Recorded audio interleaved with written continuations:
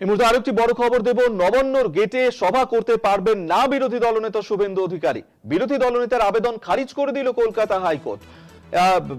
কলকাতা হাইকোর্টের বিচারপতি শুভ্রা ঘোষের রায়কে চ্যালেঞ্জ ডিভিশন বেঞ্চের। আবেদন খারিজ করল বিচারপতি সুজয় পালের ডিভিশন বেঞ্চ। নবান্নের গেটে শুভেন্দু অধিকারী তিনি অবস্থান করতে চান এবং সেই নিয়েই তিনি কলকাতা হাইকোর্টের দ্বারস্থ হন। এবার কলকাতা হাইকোর্ট তার আবেদন খারিজ করে দেয় এবং কলকাতা হাইকোর্টে বিচারপতি শুভ্রা ঘোষের রায়কে চ্যালেঞ্জ ডিভিশন বেঞ্চের আবেদন খারিজ করে দিল বিচারপতি সুজয় পালের ডিভিশন বেঞ্চ। আপনাদেরকে জানিয়ে রাখবো যে কলকাতা হাইকোর্টে শুভেন্দু অধিকারীর আবেদন খারিজ।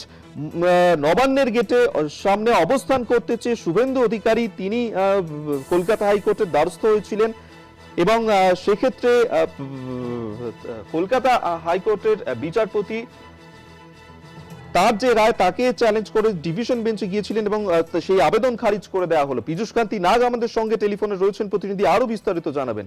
পীযূষ,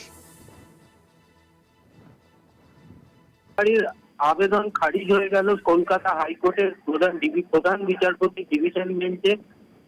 আইপ্যাকের তদন্তে বাধা এই সংক্রান্ত বিষয় নিয়ে মুখ্যমন্ত্রীর অবস্থান নিয়ে প্রতিবাদ জানাতে নবান্নর সামনে তারা অবস্থান বিক্ষোভ করতে চায়, এমনটাই দাবি নিয়ে সিঙ্গেল বেঞ্চের দাবি জানিয়েছিল। কিন্তু বিচারপতি শুভ্রা ঘোষ জানিয়ে দিয়েছিলেন নবান্নর গেটে নয়, মন্দিরতলা বাস স্ট্যান্ডে তারা অবস্থান বিক্ষোভ করতে পারবে। কিন্তু সেই রায়কে চ্যালেঞ্জ জানিয়ে প্রধান বিচারপতি ডিভিশন বেঞ্চে আবেদন জানায় শুভেন্দু অধিকারী। সেই আবেদন আজ খারিজ করে দিলেন প্রধান বিচারপতি সুজয় পাল ও বিচারপতি পার্থসারথী সেনের ডিভিশন বেঞ্চ, যারা জানিয়ে দিলেন যে একক বেঞ্চের রায় বহাল রইল। শুভেন্দু অধিকারী নবান্ন গেটের সামনে যে অবস্থান বিক্ষোভের আবেদন নিয়ে যে আবেদন জানিয়েছিল, সেই আবেদন মঞ্জুর করলো না কলকাতা হাইকোর্টের ডিভিশন বেঞ্চ।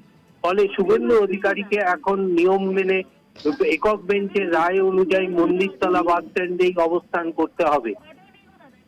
ধন্যবাদ পীযূষ দা। পীযূষ কান্তি নাগ আমাদের সঙ্গে টেলিফোনে ছিলেন প্রতিনিধি। অর্থাৎ কলকাতা হাইকোর্টে শুভেন্দু অধিকারীর আবেদন খারিজ হয়ে গেল। মন্দিরতলা নয়, নবান্নের গেটের সামনে অবস্থান করতে চান শুভেন্দু অধিকারী, সেই নিয়ে তিনি দ্বারস্থ হয়েছিলেন কলকাতা হাইকোর্টের এবং সেক্ষেত্রে বিচারপতি শুভ্রা ঘোষের রায়কে চ্যালেঞ্জ জানিয়ে ডিভিশন বেঞ্চে আবেদন জানিয়েছিলেন বিরোধী দলনেতা। প্রধান বিচারপতি সুজয় পাল ও বিচারপতি পার্থসারথী সেনের ডিভিশন বেঞ্চ সেই আবেদন খারিজ করে দিল।